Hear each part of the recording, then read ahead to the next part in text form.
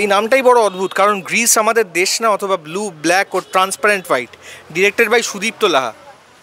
এরকম একটা নাম নিয়ে ছবি হচ্ছে, সেখানে ওয়াল থাকবে না তা তো হয় না। আজকে ছবির ট্রেলার রিলিজ, একবার দেখে নি কী হচ্ছে ভেতরে।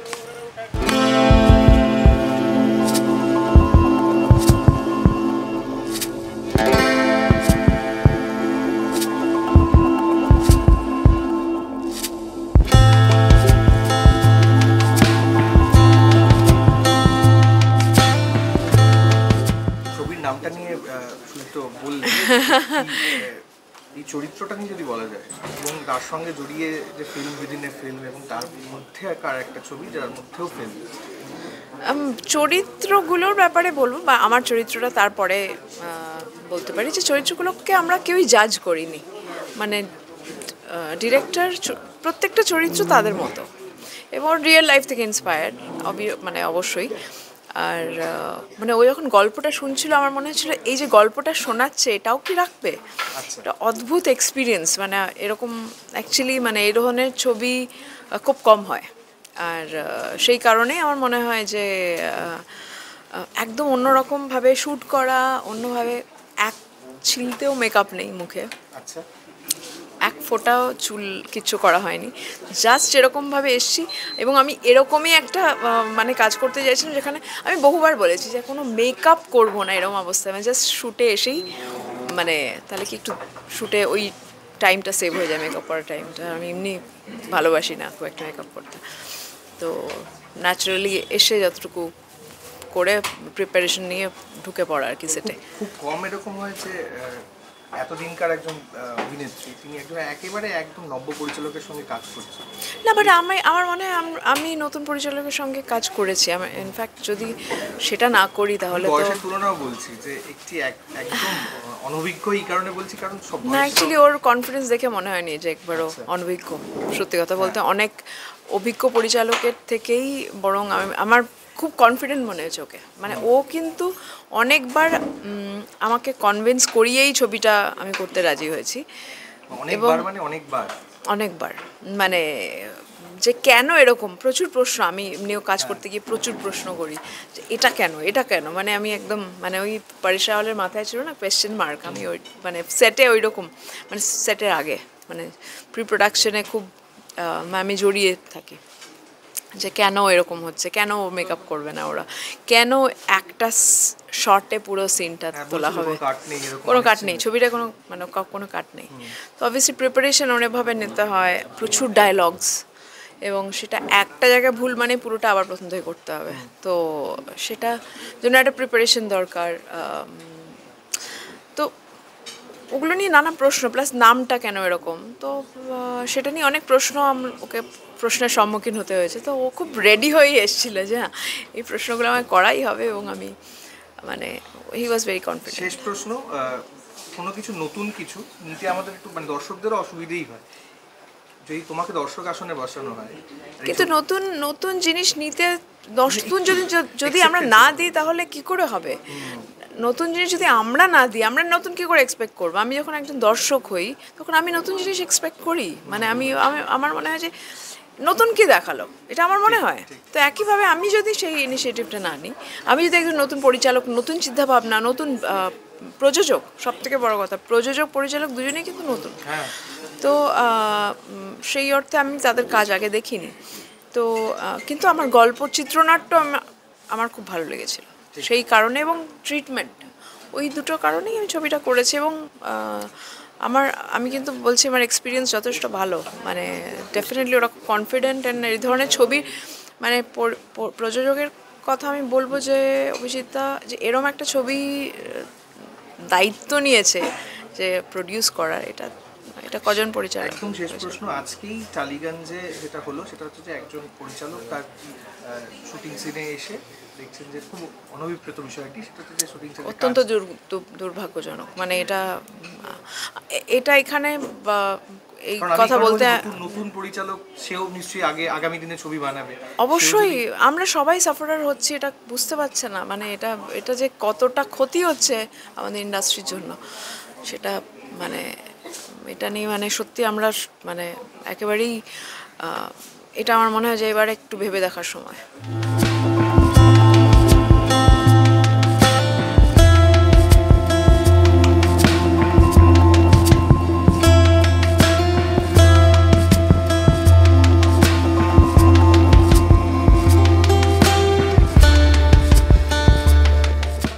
চরিত্রটা নিয়ে যদি বলো তুমি। আচ্ছা, চরিত্রটা নিয়ে এটা হচ্ছে একটা ফিল্ম উইদিন এ ফিল্ম। এবার সেই সিনেমার ভেতরে অনিন্দ যে ক্যারেক্টারটা প্লে করছে সুদীপ্ত, সে একজন ফিল্ম মেকার এবং তার নানা রকম জীবনের ডাইমেনশন রয়েছে এবং টানাপোড়েন রয়েছে। সে কি আদৌ বানাতে চাইছে না চাইছে এবং তার একটা জার্নি আছে সিনেমা বানানোর। আগে একটা বানিয়েছে, এখন একটা অন্য ধরনের বানাতে চাইছে। তো সেই সিনেমার আমি নায়িকা। এর বেশি কিছু বলছি না। এবারে এই ফিল্ম উইদিন এ ফিল্ম যে সিনেমাটা, সেটা মেন সিনেমার সঙ্গে কীভাবে লিঙ্কড সেটা আমরা সিনেমাটা দেখলে বুঝতে পারবো।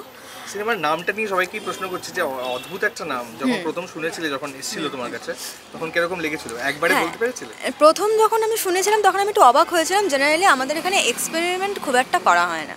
তো আমার নামটা খুব কবিতার মতো লেগেছিল এবং আমার সবথেকে বেশি ইন্টারেস্টিং এটা লেগেছিল যে ভাই স্ক্রিপ্টের মধ্যে কী আছে, নামটা কেন এরকম। তো সেটার জন্য স্ক্রিপ্টটা পড়ার একটা খুব তাগিদা আমার ছিল।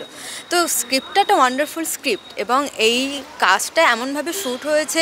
আমি জীবনে প্রথম একটা সিনেমায় অভিনয় করছি যেখানে সবকটাই মানে প্রায় ক্লোজ শটের ব্যবহার নেই, লং শট নেওয়া হয়েছে এবং ডিরেক্টর যতক্ষণ না স্যাটিসফাইড হয়েছে ততক্ষণ অবধি একটা বড় লং শট 7-8 মিনিটের শট হতেই থাকছে, চলো চলো চলো চলো আমরা করব। তো এটা একটা খুব নতুন এক্সপেরিমেন্ট। তো এটা করে খুব ভালো লেগেছে। জানি ভাই মানে যে হ্যাঁ করতে করতে করতে করতে আমাদের এখানে তো রিহার্সাল বা ওয়ার্কশপে তো টাইম খুব একটা পাওয়া যায় না। কাজ করতে করতে শট দিতে দিতে দিতে দিতে যেটুখানি ইমপ্রুভমেন্ট। তো এই নামটা সিনেমার সঙ্গে লিঙ্কড, সেটা সিনেমাটা দেখলে বোঝা যায়। আসলে ছবিটার নামই ভীষণ অদ্ভুত এবং এই অদ্ভুত নামটার জন্যই আমাকে এই ছবিটার নাম আরেকবার পড়তে হচ্ছে। একটু পড়ে নিই। কারণ গ্রিস আমাদের দেশ না, অথবা ব্লু ব্ল্যাক ও ট্রান্সপারেন্ট হোয়াইট। তো আমার সঙ্গে রয়েছে ডিরেক্টেড বাই সুদীপ্ত লাহা এবং সুদীপ্ত লাহাই আমার সঙ্গে রয়েছে। আমার যে প্রশ্নটা প্রথমেই এরকম একটা নাম ভাবার জন্য, মানে কতক্ষণ ভাবতে হলো এরকম একটা নাম সিনেমার জন্য? এটা দুম করেই এসেছে, মানে এটা যখন স্ক্রিপ্ট লিখছি, স্ক্রিপ্টের শেষের দিকে এসেছে যে হঠাৎ করে আমার মাথায় এলো নামটার জন্য মানে প্রচুর অবস্টাকেল এসেছে। প্রাসঙ্গিকতা আছে নামটা? হ্যাঁ, অবশ্যই প্রাসঙ্গিকতা আছে। সেটা সিনেমাটা দেখলে বোঝা যাবে। গ্রিক ফিলোসফির কিছু ব্যাপার আছে, তো সেটার ভাঙছি না। সেটা ব্যাখ্যাটা দর্শক যেভাবে ইচ্ছা নেবে সিনেমা দেখার পর বুঝতে পারবে। এবার যে যেরকম খুশি ভেবে যেতে পারে, সেটাই সিনেমাটার পাওনা আর কি। আচ্ছা, আর সব থেকে খুব সুন্দর বিষয় সেটা যে নীল এবং সাদা এই দুটো রং দেখলাম বিভিন্নভাবে ব্যবহার হয়েছে। গ্রিসের ব্যাপারটাই এরকম। তো এই নীল সাদার একটা বিষয় আছে যে এখন কলকাতায় যদি নীল সাদা দেখা যায় চারপাশে, তার একটা মানে ভাবমূর্তিও চেঞ্জ হয়ে যায় মানুষের। তো তার সঙ্গে কোনোভাবে না, তার সাথে পলিটিক্যাল কোনো রকম সম্পর্ক নেই সিনেমাটার সাথে। এটার সাথে কোনো সম্পর্ক অ্যাটলিস্ট নেই। এইটা তোমার প্রথম ছবি আশা করি। তো এই ছবিতে প্রত্যেকটা ডিরেক্টরেই থাকে যে এমন কিছু করব, আমার প্রথম ছবিটা আমার প্রথম বাচ্চার মতোই আর কি, সন্তানের মতো। তো এমন কিছু করব যেটাতে লোকজন থাকবে, হ্যাঁ মানে এটা কিছু একটা থাকবে যেটার মধ্যে। সেই স্ট্রাইকিং ফ্যাক্টরটা কি এই ছবির ক্ষেত্রে? এটা স্ট্রাইকিং ফ্যাক্টর হচ্ছে একদম ভিন্নভাবে শুটিংটা করা।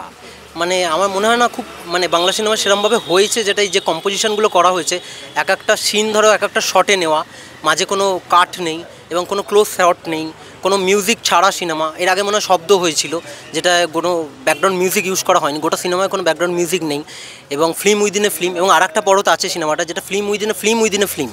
সেটা সিনেমাটা ছবি মানে একজন ছবি বানাচ্ছে, সেটা আমরা দেখছি, এরকম দেখেছি, তারপরে আরেকজন বানাচ্ছে। হ্যাঁ, সেটা একটু বুঝতে হবে। খুব শাটেল উপায়ে রয়েছে ফিল্ম উইদিন এ ফিল্মটা। ফিল্ম উইদিন এ ফিল্মটা বোঝা যাচ্ছে, কিন্তু ফিল্ম উইদিন এ ফিল্মটা খুব শাটেল। সেটা একটু গভীরভাবে দেখতে হবে। আরেকটা বিষয় যে এই যে কাস্টিং যে দেখতে পাচ্ছি, একদিকে তনুশ্রী, একদিকে অনিন্দ, একদিকে কমলেশ্বর বাবু, গৌরব, পার্থদা, এই কাস্টিংটাই অনসাম্বল কাস্টিং যেটা আমরা বলে থাকি, এইটার জন্য কি প্রথম থেকেই ভাবা, মানে স্ক্রিপ্টটা লেখার পরেই এই কিছু কাস্টিং এদিক ওদিক হয়েছে? তনুশ্রী দিকে যেমন প্রথম থেকেই ভাবা, অনিন্দ প্রথম থেকে ভাবা, কমলদার রোলটার জন্য একটু প্রথম দিকে এদিক ওদিক কথা হয়েছে, তারপর কমলদা মনে হয়েছে পারফেক্ট চয়েস। খুব কমলদা দুর্দান্ত করেছে। এবং পার্থদা রোলটা প্রথম থেকে ভাবা, রাজেশ্বরী যে রোলটা করেছে প্রথমবার ওকেই বলেছিলাম। তো মোটামুটি কাস্টিং মোটামুটি ভাবাই ছিল। খুব যে এদিক ওদিক আমার যেতে হচ্ছে গৌরবদাও প্রথমবারের একদম অপশান ছিল। গৌরবদা শুনে স্ক্রিপ্টটা পড়ে খুব ভালো লেগেছিল, তো গৌরবদা রাজি হয়ে গেল। গৌরবদা জেনারেলি মেন লিড করে, কিন্তু এটা করেনি কারণ রোলটা এতটাই ভালো, ইন্টারেস্টিং, কাজটা করেও খুব মজা পেয়েছে এবং গৌরবদার রোলটাও খুব মজার। ঠিক। যদিও আমি এখানে রাজনীতি খুঁজে পাচ্ছি না, মানে তোমার কথায় রাজনীতি নেই, কিন্তু আছে রাজনীতি সিনেমাতে আছে? অবশ্যই, রাজনীতি ছাড়া সিনেমা হয় না। সিনেমাটা একটা অন্য রাজনীতির কথা বলা হয়েছে, সেটা দলীয় রাজনীতি নয়। না, দলীয় রাজনীতির সাথে কোনো সম্পর্ক নেই, কিন্তু যে মানবিক রাজনীতি, যে আমাদের সমাজে বিভিন্ন রকমের যে মানুষের টানাপোড়েন এবং যে দ্বন্দ্ব, কোনো একটা মানুষের যে বিভিন্ন রকমের দ্বন্দ্ব, যে আমি শিল্পের পেছনে কিভাবে যাব, শিল্প কি এত সহজে অ্যাচিভ করা যায়, এটা নিয়ে একটা দ্বন্দ্ব। এটাও একটা রাজনীতি, তো যে আমি কী পথে শিল্পর দিকে যাব, আদৌ কি শিল্প আমি অর্জন যেটা করছি, যে একটা আর্ট অ্যাচিভ করছি, সেটা কি আদৌ কোনো দরকার আছে এই আর্টটা অ্যাচিভ করার, আমাদের সোসাইটি থেকে আর্টের কি আদৌ এই মুহূর্তে দরকার আছে, সেটা একটা রাজনীতির কথা তো বলছি। ঠিক। সৃজিত রায়, তিনি মেগা সিরিয়াল ডিরেক্টর, তিনি সেট থেকে ভিডিওটি করেন। যে তার যে আর্ট ডিরেক্টররা বা আর্ট যারা সেট তৈরি করেন, তারা সেটে আসেননি। তারা বলেছেন যে আমরা এই আপনার সঙ্গে কাজ করব না, এবং তাকে জানায়ও নি যে কী কারণে কাজ করবে না, এবং মানে ওই শুটিং সেটের কাজটা হয়নি। এবং দিনের পর দিন জয়দীপ মুখার্জি চিনবে হয়তো তুমি, জয়দীপ মুখার্জি, তার ছবি শুটিংও বন্ধ, কৌশিক গঙ্গোপাধ্যায় তার ছবি শুটিং হয়নি অনেক কটি কারণে, এবং অজানা কারণ। কি মনে হয় ভবিষ্যৎটা ঠিক কী তোমাদের মতো এই নতুন যারা এই আজকে তুমি নতুন ছবি নিয়ে আসছে, এরপরেও তো তুমি নিশ্চয়ই ছবি করবে, তখন সেটা নিয়ে? এটা খুবই সমস্যাজনক একটা মানে পরিস্থিতির সৃষ্টি হয়েছে। মানে এখানে এত বড় বড় লোক, কৌশিক গাঙ্গুলি, জয়দেব মুখার্জি, এদের সিনেমা যদি আটকানো হয় বা কোনোভাবে শুটিং বন্ধ হয়, সেটা কিন্তু ইন্ডাস্ট্রির জন্যই ক্ষতি। এটা আমাদের মনে হয় নিজেদের মধ্যে একটু কথাবার্তা হওয়া উচিত। ঠিকঠাক কথাবার্তার আমার মনে হচ্ছে প্রবলেম কোথাও হচ্ছে। এবার আমার মনে হয় একটা ঠিকঠাকভাবে সরকারের হস্তক্ষেপ নেওয়া উচিত, বা একটু ঠিকঠাক কথাবার্তা, আমার মনে হয় এটা খুব তাড়াতাড়ি মিটে যাওয়াটা উচিত আর কি। মানে আমাদের জন্য খুব ভালো হয়, যারা আমরা নতুন পরিচালক ভালো সিনেমা করতে আসছি, বাংলা সিনেমা চাইছি থাকতে, সবাই মিলে কাজ করব। টেকনিশিয়ানরা নিজেদের মধ্যে আমাদের সঙ্গে দারুণ সম্পর্ক, টেকনিশিয়ানদের আমি ফোন করছি, কথা বলছি, কখনো কোনো সমস্যা হয়নি। আমার মনে হয় এটা নিজেদের মধ্যে মিটিয়ে নেওয়া উচিত খুব তাড়াতাড়ি। মানে এটা সবার জন্য ভালো, সবার জন্য, ইন্ডাস্ট্রি টেকনিশিয়ান থেকে হোক, ফেডারেশনের সমস্ত আমাদের ফিল্ম পরিচালক, বিশেষ করে প্রডিউসারদের জন্য। প্রডিউসারদের একটা বিশাল ক্ষতি, এইটা আমার মনে হয় সবার আগে ভাবা উচিত। এমনি বাংলা ইন্ডাস্ট্রির এখন বক্স অফিস কালেকশন খুব বেশি হচ্ছে না, আবার দু একটা সিনেমা হয়তো ঘুরে দাঁড়াচ্ছে, কিন্তু এরকম করতে থাকলে কিন্তু একটু ডাউনফল হতে পারে। এটার কোনো এই মুহূর্তে দরকার নেই। মানে আমাদের মনে হয় একটু সবাই মিলে কাজ করে, সবাই প্রত্যেকটা ডিপার্টমেন্ট, প্রত্যেকটায় যাতে সবাই মিলে হাতে হাত দিয়ে কাজ করতে পারে, সেই পরিস্থিতিটা তাড়াতাড়ি আসুক, এটাই চাইছি। অনেক শুভেচ্ছা থাকলো সুদীপ্ত তোমার ছবিটা নিয়ে, এবং এই ছবিটার নামটাই বরং অদ্ভুত, এবং আমার মনে হয় যে এই নামটাই হয়তো দর্শকদের প্রেক্ষাগৃহে টানবে। ছবির যে মুখ্য অভিনেতা, ট্রেলার লঞ্চে আসতে গিয়ে তার গাড়ির পাংচার হয়ে যায়, সেটা শুনলাম। এইটা যদি সিনেমায় হতো, তাহলে সুদীপ্ত বোধহয় সিনেমাটাই রেখে দিত আর কি পুরো বিষয়টা।